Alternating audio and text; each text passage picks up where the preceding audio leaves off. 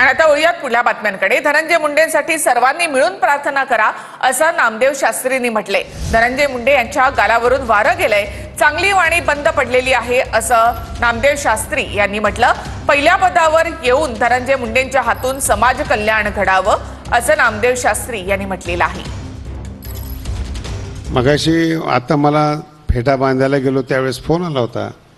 आपल्या बीड जिल्ह्यातले भूमिपुत्र धनंजयजी मुंडे या कार्यक्रमाला येणार होते आणि 2 तास हेलिकॉप्टरच्या शेजारी बसले, पण त्यांना क्लिअरन्स मिळाला नाही, त्यांना येता आलं नाही, कारण की त्यांचा दौरा रद्द झालेला आहे। त्याचं कारण असं की ते किती घाबरतात लोक ही पण मला समजेना।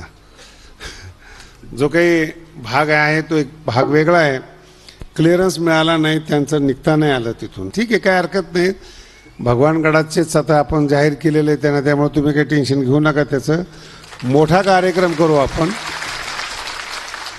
त्यांना मला तर असं वाटतं की त्यांच्या गालावरून जे वारं गेलेलं आहेत, सगळ्यांनी मिळून भगवान बाबाला प्रार्थना करा, एवढी चांगली वाणी जी बंद पडली आहे ती सुरू व्हावी आणि पुन्हा पहिल्या पदावर येऊन समाज कल्याण त्यांच्या हातून घडावं, एवढंच त्यांच्याविषयी आपण बोलूया।